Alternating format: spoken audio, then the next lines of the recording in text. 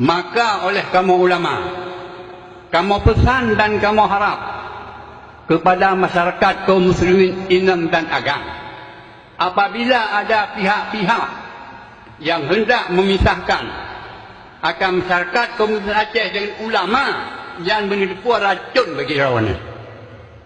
Nyo pesan daripada tuan.